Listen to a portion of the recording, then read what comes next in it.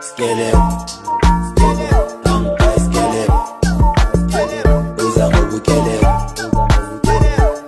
skele, skele, uza ngobukele, angkai skele, skele. Sanibonani bafethu, and this is your boy Ukatlego Ntariana Mula, aka Mr. Soweto Kafele Motiba, aka Mr. Cool himself. Yintwana seMakhonji la promote uthi la jika khona iPoti. I was born in Soweto but my soul lives in Italy. That's why they call me Intariana bafethu. So welcome to Cousin Vukile bafethu. Don't forget to like and subscribe. Ngisaphinda bafethu. Stop skipping our advert because that AdSense. That's how we make capital bafethu. Watch those adverts. Press the notification button, press the like button, comment and say Soweto. Mina ngizokuphendula ngithi Siketo. Namhlanje ngihamba nathi one and only. Hi.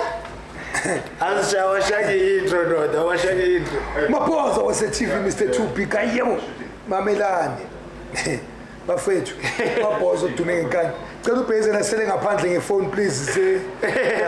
Mamelani bafethu, umaphoza. Bafethu. Maphoza wase-TV. Yes sir. Angijabula ngihlale nazi ukuthi angijabula ngikho sharp. Ukhulume lapha. Okay, sharp.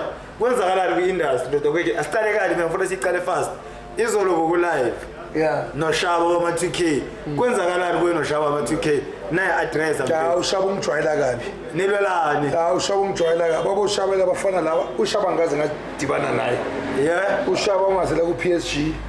Sengithe mina ejele bangenzeni bangihlabile ejele 1 2 3 uShaba ngizozitholela yena uShaba ngizozicapela yena mina intwana encane uShaba ama 2K ngizombonisa uDodo umfana lo yana ya ene ngiyabona lo live abantu abaningi bampromote lo kudelela kwakhe Shaba uzonya angifuni ukukhuluma ngento eyiningi number 1 bekumele ngabe ngiye ku Piano Pulse iPiano Pulse la uSijuku bekayikhona uSijuku bambuza ukuthi Maphoza Sijuku the relationship yakho noMaphoza njani uSijuku athi hey you can't talk about that guy in this big show big show yani yabo ngcola labo Sifiso lapha you understand iPiano Pulse yabo ngcola bafana nabo Mekjina ngenwele bafana bonke ene mamela ke bangivale uSifiso utshela labo ukuthi ayo Maphoza bekumele azelana so mina bengamazi ukuthi kwangithuka vele uSifiso ujwayela amapiano amatista amapiano kade umuntu ube Eastern Cape akazi next ngepiano ipiano likha phezulu sekameni because udla uhopa ama-artist wamapiano uSifiso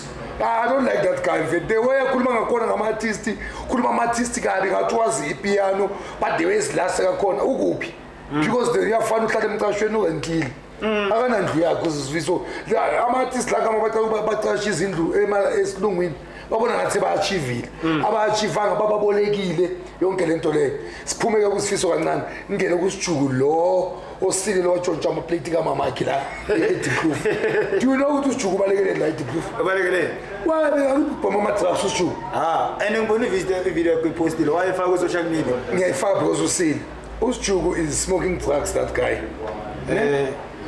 and uSijuku uzasuka ehlala kumamncane wakhe bekatshontsha ama-teaspoon nawe-gold kubo atshontsha amaplate ayowabhema bamthola kubo bacethile wenza into enkulu wathuka abazali bakhe ku-social media uSijuku social media wathuka abazali bakhe khona manje uhlala kumamncane wakhe eDrizik 5 leyo nje ivama uSijuku since ubuya ku-Trap and Pass ayikho into anayo une-TV nje encane engaka uSijuku ekomini lakhe nombhedo ongana headboard uyabona ile nto leyo nje uSijuku azaachivile empilweni yakhe and manje into engifuthe ngifuna ukukhuluma uSijuku uthi abo-Stocky bagcoke impongo abo DJ Jaivan awukhona ukuthi DJ Jaivan ugcoke impongo adriver i-V-Class la 2026 i-300D you understand yeah so ufuna ukumosha ibrand yama-Audi uSijuku because bathanda ukuthi babheke abo-Sijuku ukuthi like uthanda ifame kahle kathi uSijuku because ifame uphumile uSijuku was big I remember ukuthi abodaliwa ngabe bekhona ukushuta naye 1 2 3 yabo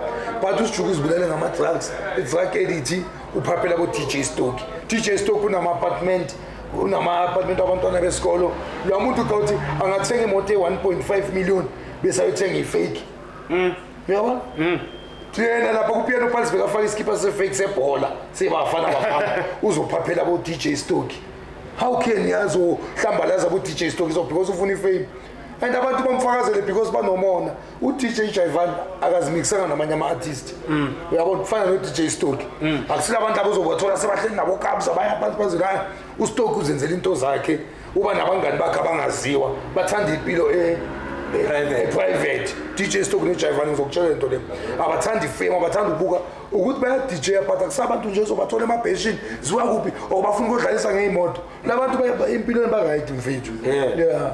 So when I understand akho nawe njengoba uhamba mfethu ukuthuka ama-artist kanje awucabanga ukuthi maybe uzojika sofana noSijogo nawe ugcine sone TV encane because I think you have a similar character but a different character. No, i-character mayifana kaSijogo mina ngisuke ngikhuluma iqiniso.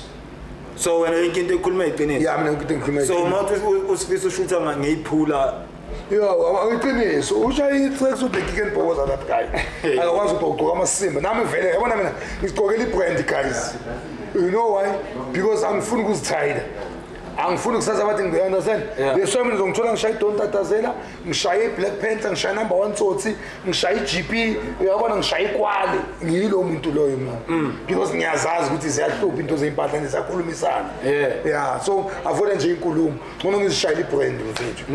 So talking about that I saw you posting about Skim GP but now boyile ku Skim GP so I don't understand ukuthi why uthi Skim GP instigator isn't this wrong Skim GP promoting crime but now boyile lapha speaking about the crime bengakhuluma ngokuthi mina bengibulala abantu into engikhalela ku Skim GP as blame yena Skim GP abantu abaya ku Skim GP bakhuluma into ezinjengo 12 number 1 lo baba lo unamanga lwasezola lo baba lo omdala kangaka ozokhuluma manga ukuthi yena wavula ibhokisi wakhomba umuntu ngeAK uthi nifuna ngimphinde bewusile lo baba u12 ndoda ukhuluma ngeinsizwa lapho ogade ukuthi uthini phela wena ngithi u12 unamanga man unamanga lo baba sezola lo phela phaya awukhuluma noma ubani phela ngithi kuwe ngiyakutshela u12 ufuna amanga lo baba sezola ukuthi wabulala umuntu baqeda waya ngeAK wayevula ibhokisi khona into enjalo ubukela amapopayi kakhulu u12 but I understand guys abantu abahleli kakhulu ejele ingqondo yabo isuke seyilimele babheka njengabantwana abancane so into engikhalelayo mfethu wonke umuntu oya ku Skim GP banye bakhuluma ukuthi bake barejwa khona indoda emake ngakhuluma ukuthi ke yarejwa nani yabona so ngiyabuthi ukuthi ingqondo zabo zilimele because abantu ababuye kuma life sentence uma 30 years yabona siphi isimila sakho uyindoda uzohamba wena ku social media go rejwa abantu bakuthatha kanjani ngokumfazi wakho yabona ukuthi abantu abafuna i-trending ku Skim GP and manje uzofuthi promote crime cabanga Tariano nangakhiwa nje olayo 30 ubaba wakho washona una 5 years awazi umuntu wabulala ubaba wakho lo muntu uyaphuma ejele uzokhuluma ukuthi yimi engabulala uSiphiwe wase Diproof ezone 1 ekhoneni abize address number yakini and wena umazi lo muntu lo since waku life sentence uyaphuma sekakhuluma ukuthi yena uyabulala ubaba wena una 30 years angeke uzombulala lo muntu lo police again so yabuthi into ka Skim GP promoting crime so Skim GP naye siyandastand ukuthi uzamela isaka lakhe ukuthi naye be right ebhokotweni akanandaba ukuthi umphakathi uthini okukhuluma uthini yabona ngile ku Skim GP kaningi 2 times but nami ngizwisa ubuhlungu nento ukuthi always mawuthi ubukela iphathi ka Skim GP abantu abakhuluma ukuthi babulala abantu kanjani barejiwe akusinto right le mfethu yabona and at the same time uSkim GP ukwazi ukuthi aye ezikolweni ayo motivate abantwana besikolo how can I motivate abantwana besikolo i-social media umntwana ona 5 years une phone manje bayawabona bayobukela ama podcast hayi ukuthi manje ubheke efonini sakabona umuntu engabulala namntwana ngamrepa ngamlenza intamo so uSkim GP uyomotivate abantwana besikolo ezikolweni mara uSkim GP akusuwe ukhuluma nga-riding like umuntu okhuluma i-testimony yakhe yena just ugaya abantu i-platform like now bangeke abantu bahlasele mina bathi hayi wena Ntariyana uthe nomabhozo uphumabhozo umabhozo uze la uzozikhulumela same applies to Skim GP Skim GP ugaya abantu i-platform to speak whatever they want but you wrong their platform for the nation for umphakathi nje wrong because ngiyakutshela ukuthi abantu bayalapha bakhuluma ukuthi babulala abantu kanjani. So yesterday you were like declaration of the actions. Yini wrong with declaration yelezi? Because abona umuntu masekafika kwisikhathi la sika afuna openly akhulume ngento ayithule azi ukuthi into apply. That means lo muntu is ready to repent. You are my busy family la. Yalungiseleka lapho. Sika ready. Wabona now. No mamela no mnganami singayimoshi. Wena wabulala ubaba wami angikwazi wena wabulala ubaba wami mina ngina 5 years wena wayekwenza life sentence uyaphuma uyakhuluma ungezikithi uzokhuluma ukuthi utshele thini wena uvusa amanxeba ukuthi wena wabulala ubaba wami kanjani So Izolobo live no Shaba benithukana and you had like abantu ababhaya ababukele. Don't you think ukuthi nani ben-instigate something ebantwaneni? Sure. Because benikhuluma benithukana, nikhuluma ngokudlana, ukhuluma ngokuthi uzombulala. So what Yini uzombulala? uthe la uzombamba khona Uzomshaya. uthe uzomshaya. Yeah, but mamela. Awucabanga ukuthi promotive violence leya live. Like cabanga intwana efuna ukutrend. No. Abantwana kumele ngabatrend kumele baye esikolweni. So like njengoshebeshini Abantwana kumele ushebeshini naye nje uyotsotsi. So ungafaki into ukuthi umuntu obulele thina la sivulelana. La siyakhuluma nje kuphela noShaba. So le wena lento ufuna ukubekisa ayifani. Ufuna ukubekisa ukuthi ngithi ngikubekisela ngo12. U12 uthi wabulala umuntu. Waya kubo ayongcwathwa lo muntu wafika wavula ibhokisi lakhe wamkhomba ngeAK47 ufila kanjani ungazifani into lezi uShaba ngisakamthula nama emsuni kaShaba nezomhlaba Real talk. manje wena mfethu njengoba ukhuluma ngabantu like openly kanje awusabi ukuthi one day bangakuvulela icase ikisa angishaya umuntu defamation of character ayikho lento le uyazi ukuthi njani ndifuna yes ukhuluma ngabantu like akusile ngoba ikhuphule manje Allegation ngomuntu ungena proof. ikhuphule lento mina ngineproof ukuthi ngibonile ukuthi bakhuluma ivideo ka12 ngayo yeah Okay. So mfethu mina into engifuna ukuthi ikhulume guys you must understand ukuthi zine-influence anything that we do it's influencing the kids. Sure. So mawuzovela izomabhoza ucala ukuthukana kuma-live noShaba nithukana kuma-live kunentwana yasePitori nentwana yaseMpumalanga babona ngathi kuze sitrende kumele sithukane njengentwana manje sithenga amakepisi sishaya ama-tattoo babona ukuthi kuze sitrende kumele sifakene noshebeshite sishaya abantu sigwaza abantu that's why we have this level of ashaya thina mamela wena ubekisa into ezingafani terene ngifuna ukukhulisa namhlanje ntwana yami ne ngifuna ukukhulisa ubekisa into ezingafani ikhona i-live yokuthi uyabuda labantu laba bazenzela i-content khona labantu yabona uShebeshithi bekakhomba abantu ngeyibhamu gijimisa abantu ngemimesi you understand so mina angaze ngiyenze lento leyo yabona khona abantu abaziyo kwesa ukuthi uMabhoza uyi-character lo muntu oso yabona and uMabhoza yabona hayi ukuthi mina ngithi ngi-dangerous but mina anginavalo mngani wami mina kimi spade that's why ngi-bulldog yamapiyano and yonke into engikhulume ngamapiyano yenzakele before abomiyano ngathi abomiyano bana-5 platinum abanamakuma abanani because abathandi imali bathanda ifame abafunda ama-contract wabo iyayenzakala lento leyo amaroto nanka abanazindlu basemcashweni umuntu bekamamanager thule uhlala endlini e5 million uyanasana yonke into engikhuluma leyo yenzakala mina ngikhuluma ivalo mnganami kahle mina ngisithunywa sikaNkulunkulu guys funa ukutshela igama lami nguJoshua Joshua eBhayibhelini uJoshua bekuyini isithunywa sikaNkulunkulu so abantu abafuna ukubabona ngathi ngiyahlanya igama lami lesizulu ngubongane kwamele ningibonge uyabona mina ukuthi isipho sami singakanani so mina ngikwazi ukufunda incwadi ivaliwe ngikwazi ukubona into engakayenzakala and iphinde yenzakala bazokutshela ku social media yonke into engiyikhulumile eSouth Africa ayikho into engacamba manga engingayikhuluma manga angiyenzi content that's why always bonke abantu ku social media ngiba rejectile baningi abafana sebatrend manje abo advocate bani beze kimi Mabhoza sicela senze content ngithi angenzi content mina mangela ukuthi TikTok ngikhuluma into eyenzakalayo uyabona mangabutakani uyabheda mangabutakani udunusile uyabona yilo umuntu loyo mina angisilo umuntu lo ukuthi ngizothatha indaba ngiyitshetshelise uyabona angiyenze that's why ngana content Yes. So you think ukuthi abantu ababhaya basegaming abakuthandi because ukhuluma iqiniso? So egaming kuzothanda ube fake.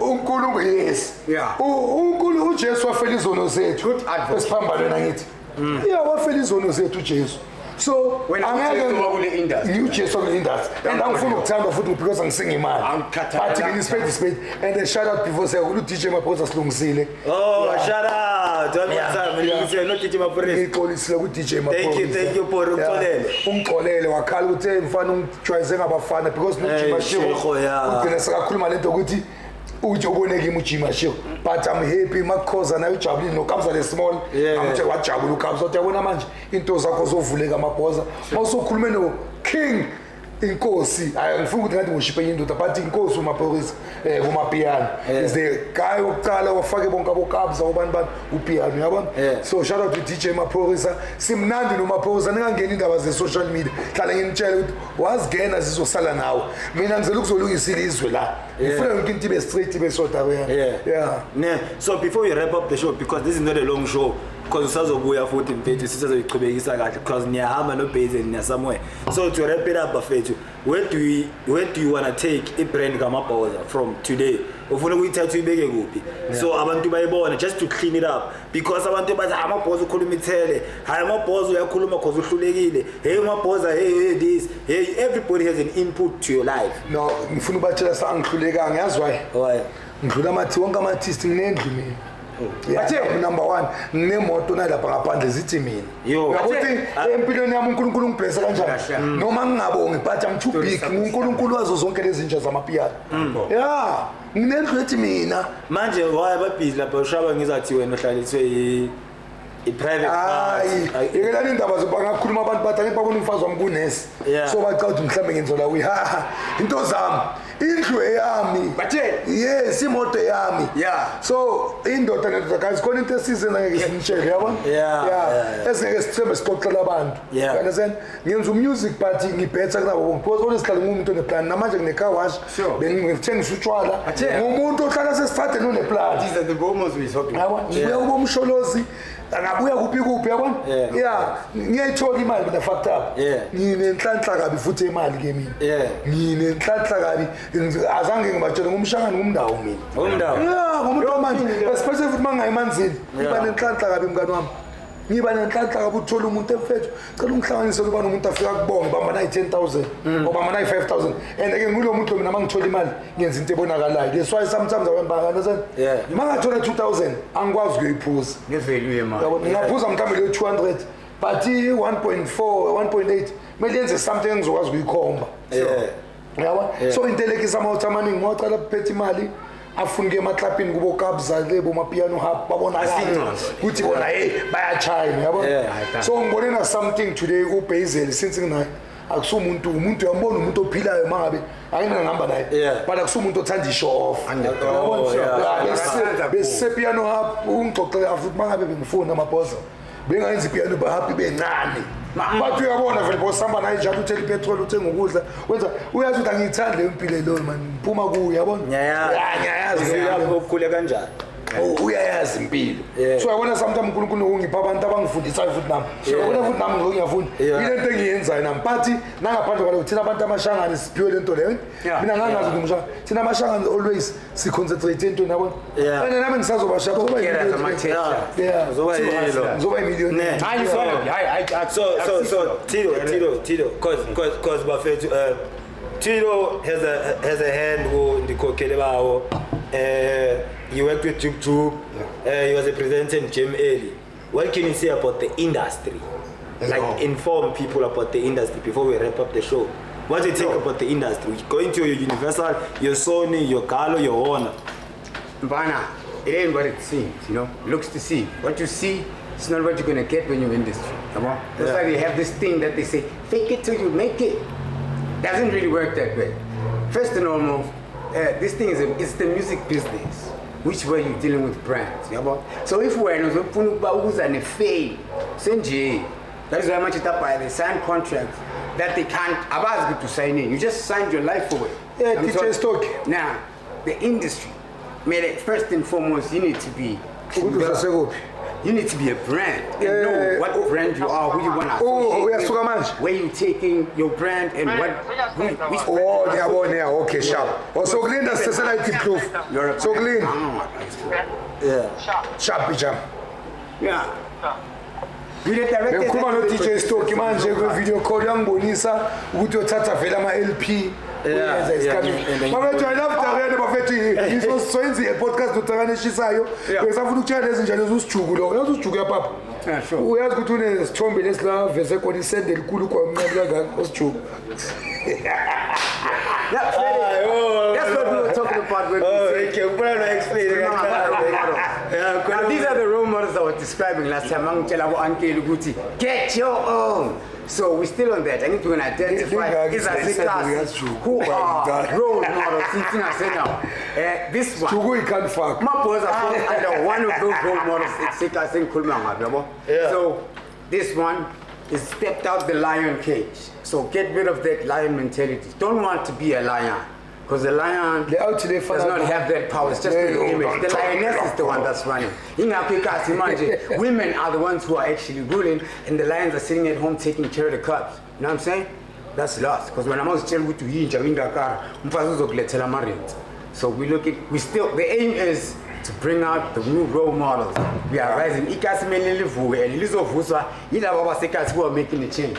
And guys, Mamelan, before ngala sengiyasukuma manje ikelani into ze-social media guys ningazilandeleli zinamanga zinani yabo thina silapho singama-influencer and sihleli mina kudala ngu-industry even today abantu basangazi ma ungangazi phuma but angilwisi fame but amthupha igama lami ngilisebenzele umabhoza ngizibhrendile angibrendanga umuntu today ngumabhoza wase-TV because ngokufosta ngibuye ejele ngafosta ngayiboma yenza bona ingoma nabo zingmaster impani ngafosta ngazifaka today ngibrand bakwazi ukungibona abantu bangijabulele yabona lokho okuncane lokho but ngisaya kude angomfaka so lento lokuthi abantu bazothi umabhoza onzolo umfazi yawamkeni ifuna yenzele nina ke owam come out owam unhlanhla mama yomabhoza onzolo umfazi yawam wayabe nibanga nenzeli thank you bafethu I'm out Skeleton.